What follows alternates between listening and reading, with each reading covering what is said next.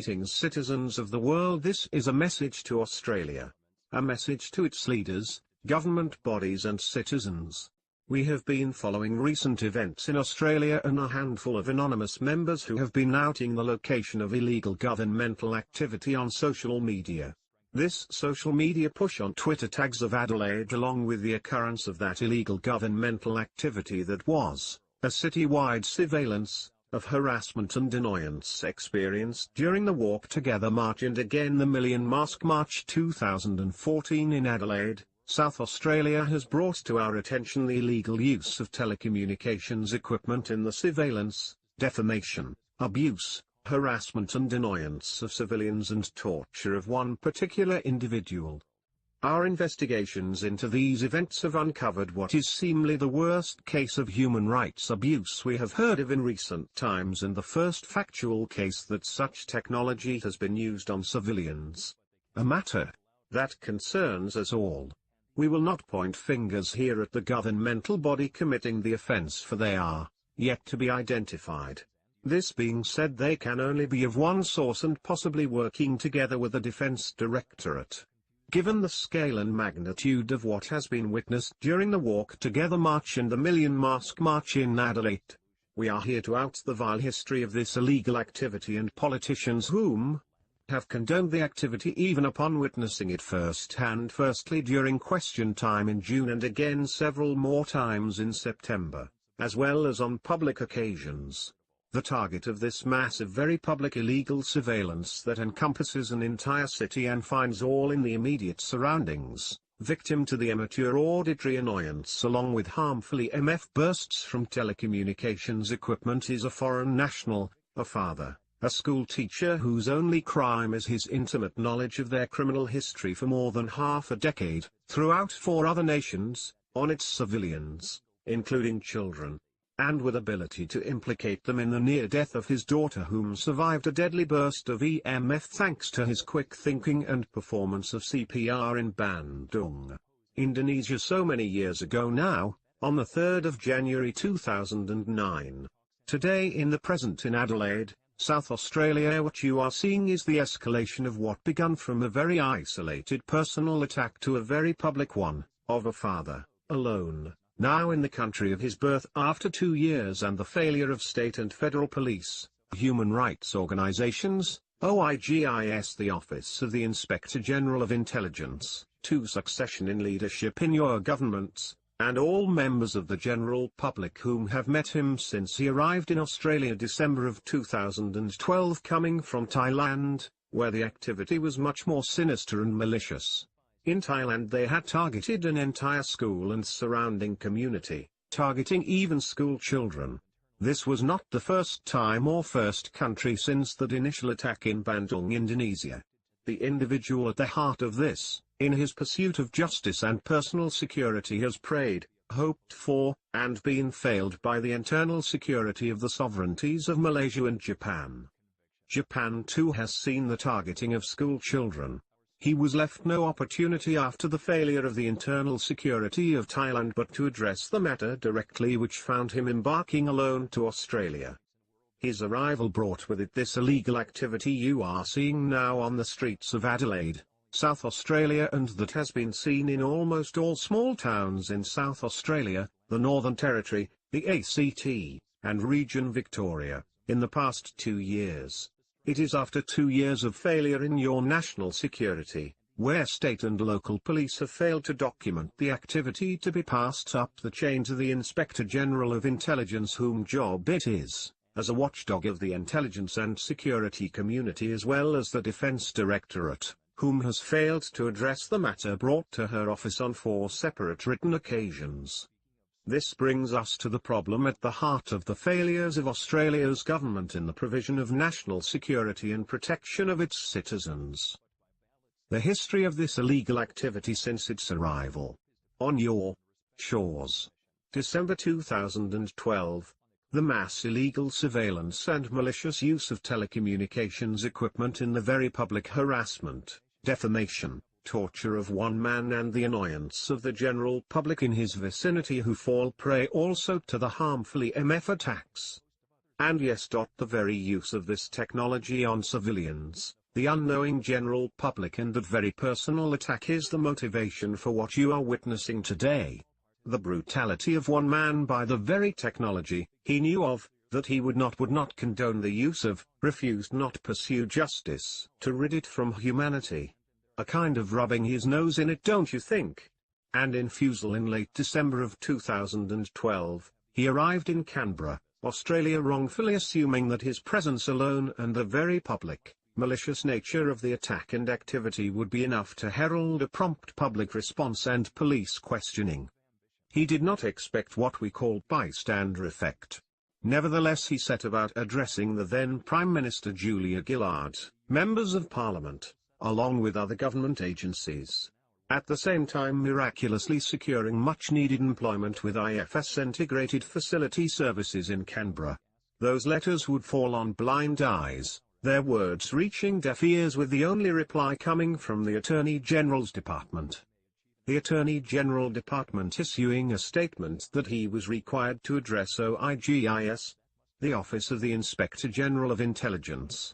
Bystander effect saw all those around him stand by and watch daily, amazingly withstanding the audible and EMF emission harassment to them very selves. He addressed OIGIS in writing to no avail. He then set out canvassing the media in early 2013, but by mid-2013 receiving only one response from Today Tonight Sydney, who did not follow through with their initial interest. Desperate, he reached out to the Australian Federal Police, but when the territory manager he gave as witness to verify the activity lied out of fear of involvement, they too failed to address the matter. The manager, in the wake of his perjury to Australian Federal Police, sought in providing him with employment in Adelaide, South Australia, in a governmental facility, the Department of Immigration in Kilburn, Adelaide. Bystander effect again saw him work daily in a government facility, abused all the while CO workers putting up with the annoyance of the illegal activity, even making it worse. During his brief employment here, he approached Amnesty International in Adelaide, whom said they could not help even after witnessing the behavior. They informed him that he would have to submit a case for intervention, and protection police would have to document the activity, which for 9 months they had failed to do. His employment ended in Adelaide and he headed to Darwin in search of employment. Wanting to rid himself of being a victim of the bystander effect, he set himself up as a subcontractor, quickly getting work with Absolute Domestics and also Edna's Cleaning Services. After a year in Australia, which by now had passed, his marriage failed with his refusal to return home to Thailand. His refusal to give up on justice, to surrender his humanity and that of his children. He again wrote letters to human rights organizations and OIGIS. He also brought it to the attention of the Australian Federal Police in Darwin, Northern Territory. Upon witnessing the illegal activity, they conducted an interview at the AFP building at Darwin International Airport. The building was targeted the entire time during the interview, that found as a result being told to address the matter to AFP Canberra, as they were merely aviation. It met also with the detective yelling on the way out that what they were experiencing was too much for just one man. To add insult to the tortured, this failure, if the AFP saw him return to Adelaide, South Australia. He wrote to inform the Prime Minister, now the Honourable Tony Abbott, of the illegal activity undermining his authority and leadership, and targeting his own citizens, and the tortuous nature of being at the heart of the conflict. By now he was working as a subcontractor again in Adelaide for Exit Clean. By endeavour he found a private detective willing to help in Sydney. Being all alone, he was praying for an independent witness report. He made the long trip to Sydney, stopping to attend question time in Parliament House on the 24th of June 2014. On this evening the few remaining members of Parliament, including the Parliament Secretary and the Labour member for Canberra, got to hear, witness the auditory annoyance, part of the tortuous illegal surveillance of the individual. They, nor security, would act accordingly to the illegal activity. The private detective in Sydney would not live up to his word, and on 26 June 2014 the individual attended question time in Parliament tacitly in hopes the government and federal police would react to the illegal activity on this occasion. On this day in their House of Representatives, the Prime Minister Tony Abbott was in attendance, and indeed was again intruded upon by the illegal activity. Security showed its presence on the floor of the House of Representatives upon the departure of the Prime Minister of Tony Abbott from question time. Security did not act to intervene or even question the target of the abuse, whom was able to walk out again, from a situation that would seem to be of national interest. The individual returned to Adelaide, and in September of this year the individual, became fed up with the fight to keep himself alive financially, penning letters again to the AFP Canberra and OIGIS before quitting his job and heading to Sydney, in hopes of media involvement. After 2 weeks he was let down by all television networks, and Amazing A2 arranged interview on the 26th of August 2014 at the ABC studios found the entire lobby, including the ABC 24 team, live to air, targeted by the annoyance of the audible component and EMF of the surveillance. He was indeed stood up by the investigative journalist in the lobby.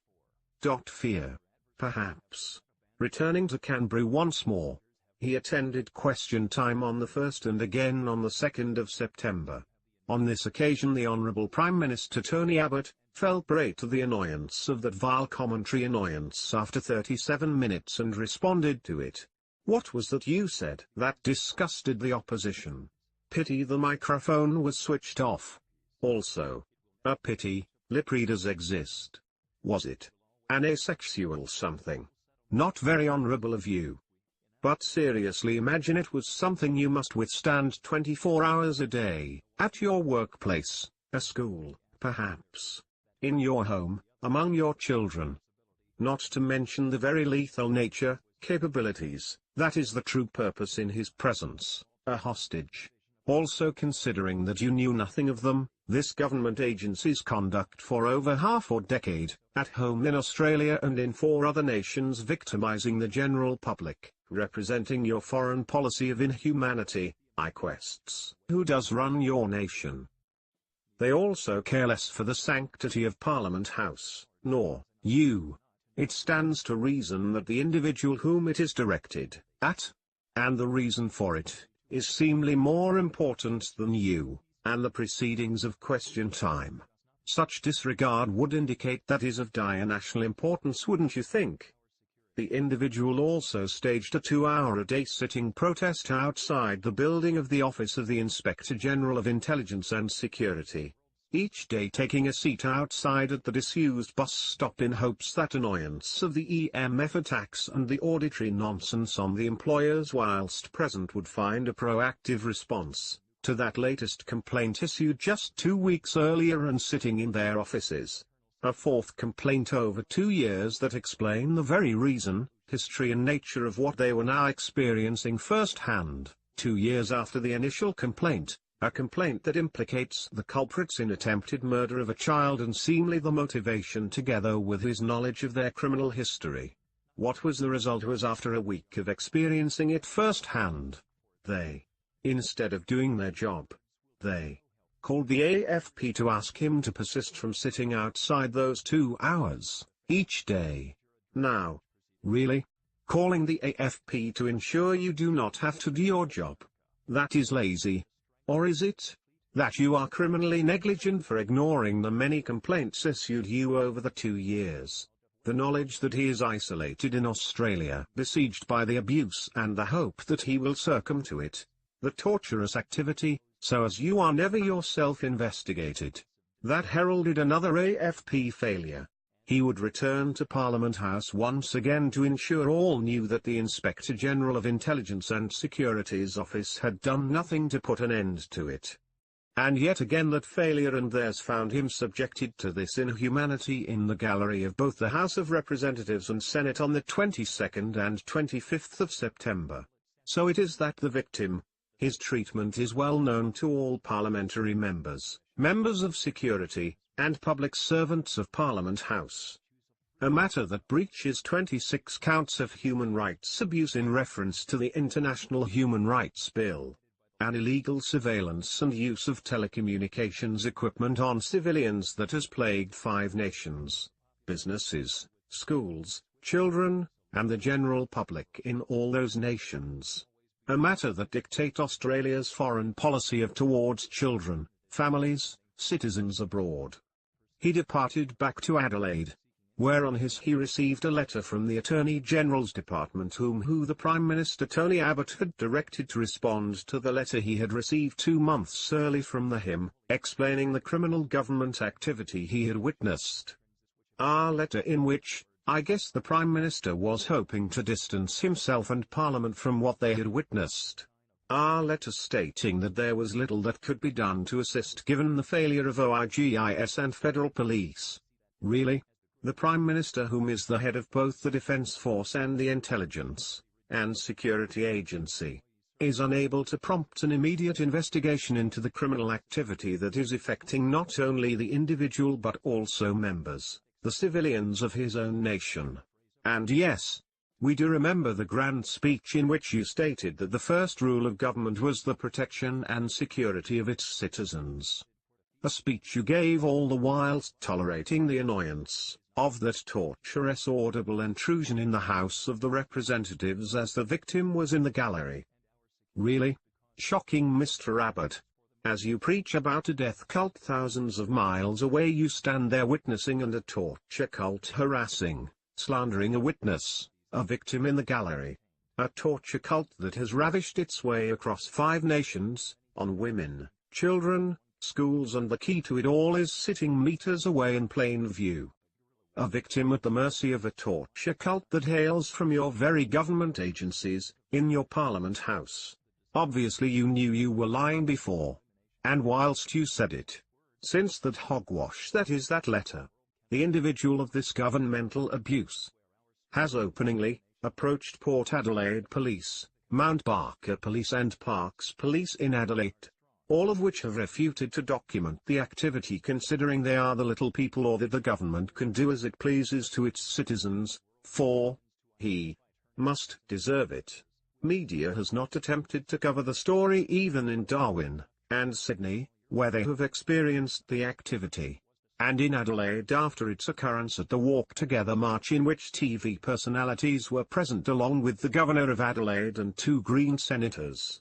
The victim now awaits a response from the South Australian Police Ombudsman to the non-action of local police to document the activity so that the hierarchy of Australia internal nationality security cogs can turn and is able to provide protection to its civilians where the government condones it. Our message to the police officers of Adelaide, to the federal police is simple. Act. Be the law. Protect and serve.